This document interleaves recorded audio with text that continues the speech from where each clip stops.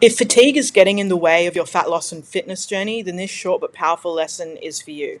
You might be doing everything right. You might be going to bed on time, you might be eating well, you might be training consistently, yet you're still waking up tired and flat.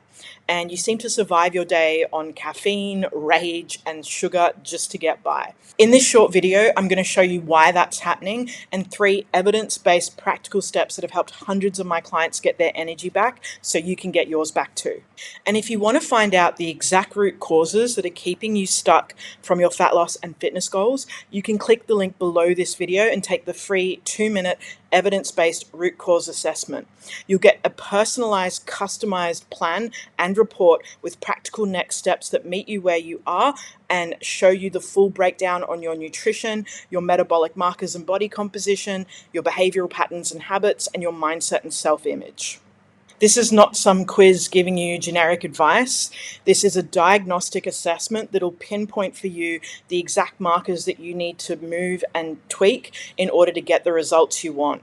And this will give you more clarity and practical precision than the last 10 approaches that you've tried this year.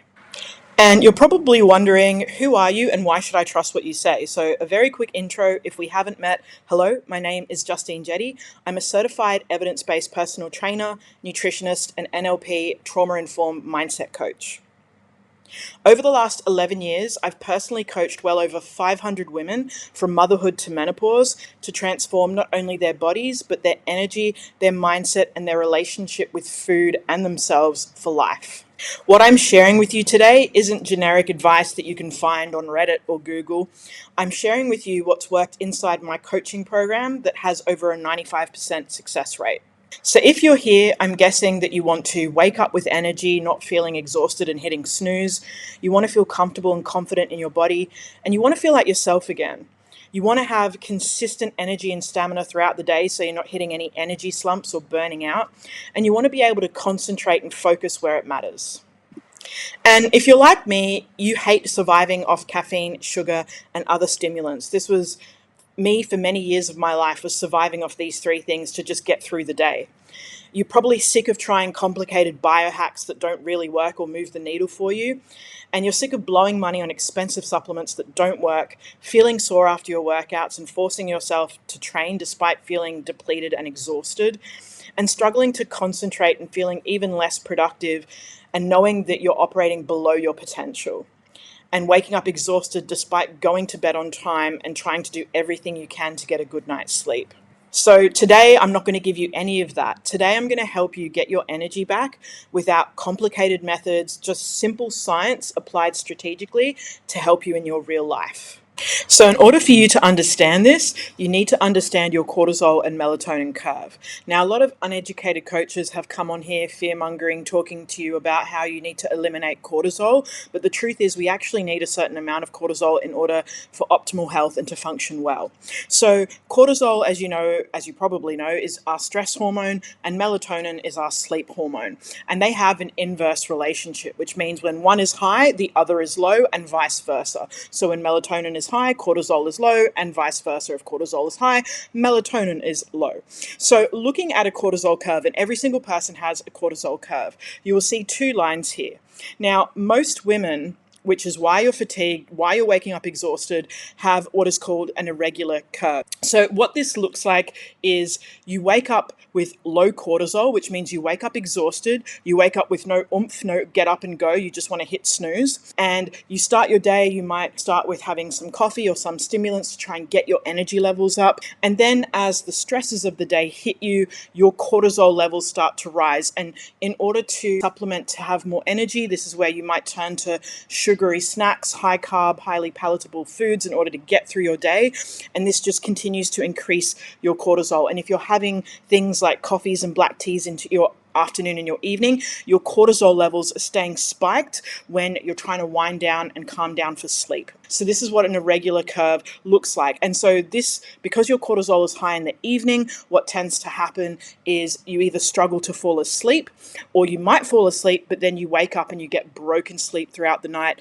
And unfortunately, this pattern repeats where come the next morning, you're waking up exhausted and fatigued again. Compare that now to a normal or a healthy cortisol melatonin curve. So the blue line is a healthy cortisol melatonin curve, which means that when you wake up, cortisol is high in the morning. It means that you've got the energy and the up and go to get up and get, not just get through your day, but actually enjoy your day because you've got the energy to meet your day where it's at. And what tends to happen is your cortisol levels should stay high and remain high until around midday. Your cortisol should start to wind down after midday as you approach your evening, and that's when melatonin takes over, so your mind and your body can start to wind down for sleep. If you've got a healthy cortisol melatonin curve, you will notice that you fall asleep within 5 minutes of your head hitting the pillow and you don't get broken sleep. The good news is if you're someone that relates more to this unhealthy or irregular cortisol melatonin curve, you can absolutely shift this so that you can have the blue healthy cortisol melatonin curve. And I'm going to give you the 3 evidence-based practical steps I'm going to give you today is going to help you to shift this. So the first practical step that you're going to take in order to shift this is to eat carbs with your dinner. Ideally, a palm-sized serving or a fistful of carbs with dinner. This is going to help to reduce your evening cortisol. It's also going to boost tryptophan, which is an essential amino acid, and serotonin, which is a neurotransmitter. Both of these impact your mood, your energy levels, and impact your sleep quality as well. So tryptophan and serotonin will actually convert to melatonin for a better quality sleep. This also promotes you shifting into a parasympathetic state, which means that rest and digest state to help your mind and your body wind down for sleep. It reduces your late night snacking because most carbs like potatoes, sweet potato, pumpkin help fill you up and help your satiety levels, so you're less likely to turn to late night snacking. And if you're someone who trains hard in the gym and wants to build your strength and fitness, having carbs with your dinner meal is going to help your body recover better because it replenishes your muscle glycogen. The second practical step that's going to help you shift this is to start to support your nervous system and start to regulate your nervous system with this 7-minute mind and body wind down practice that I've created. So most of us women tend to go to bed wired and tired, unable to switch off. You might feel physically exhausted, but your brain might be very active and you might be thinking of a million things, kind of like a computer with like 50 tabs open, right? So here's a very simple practice that'll help you to fall asleep quicker and also stay asleep so your subconscious isn't waking you up and having broken sleep where you're waking up with racing thoughts in the middle of the night. So the first thing you're going to do in this 7-minute practice is you're going to spend the first 5 minutes, 4 to 5 minutes, journaling everything on your mind that the day's brought up for you. Specifically, what you're going to do is you're going to write down, you're going to create a list of all the things you didn't get to do today. So our brain works on open loops, which means that if you've got a lot of open loops, your mind stays active. Your mind is constantly thinking how to close those loops. So by writing a simple list of every single thing you didn't get to today, which I know sounds counterintuitive, it helps your brain close those loops and go, oh, okay, she's got it. Like that's closing a loop by just simply writing out that list of things that you haven't done in the day. So you're going to spend the first 4 to 5 minutes journaling everything on your mind and ending with writing out that list so you close the loops in your mind that keeps your brain active. So the second step is you're going to close your eyes and you're going to put one hand on your chest, one hand on your belly, and you're going to take a deep breath in through your nose for 4 seconds. You're going to hold that for 1 to 2 seconds, and you're going to exhale out slowly through your mouth for around 6 seconds. As you exhale out through your mouth, you're going to hum gently because this activates the vagus nerve, which helps to regulate your nervous system. And you're going to do this for at least 2 minutes. I'm giving you the very quick version of this practice because if you don't have a lot of time in your evening, this is very simple to add in and to do. But ideally, I recommend you to do this for at least 10 to 15 minutes to really connect with your body and to really wind down your mind and your body for sleep. So if you can do it for longer than 7 minutes, that's going to benefit you more. But I'm just giving you the very quick and easy version of this. So the reason this works is the journaling helps clear the mental clutter. So on a subconscious level, with writing out that list, you're closing those loops in your brain, and it helps your mind wind down for sleep. The breathing and the humming, as I mentioned before, activates your vagus nerve, which calms down your nervous system and brings you back into your body. And the third and final practical step to help you shift this is to reduce your stimulants and ensure that you don't have any stimulants after 12 p.m. So if you're a coffee lover like me, I'm not saying cancel out your coffees or your teas. I'm just saying keep them to before 12 p.m.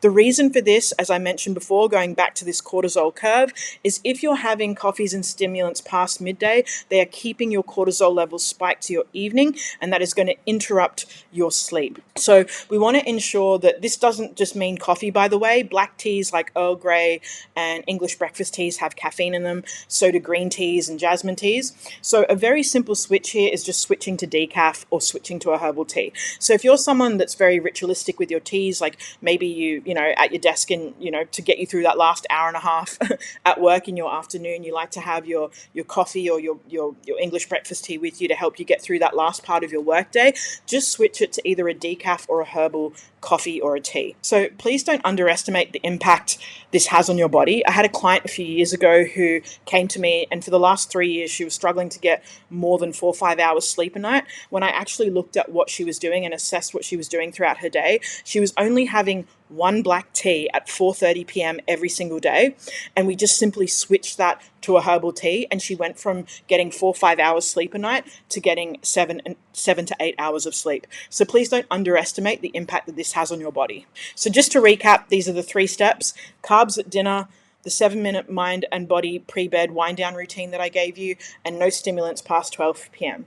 As I mentioned, these 3 steps work because they help lower your cortisol levels into your evening and your afternoon and night and support melatonin production naturally. My clients who implemented this reported a difference within the first 7 days. They fell asleep faster, they slept deeper with less broken sleep, and they woke up clearer with more energy without needing to hit snooze. So this is what happens when you apply a simple science-backed strategy that enables you to work with your body instead of fighting against it. And as I mentioned at the start of this video, if you want to take this to the next level, click on the link below to complete your free root cause assessment.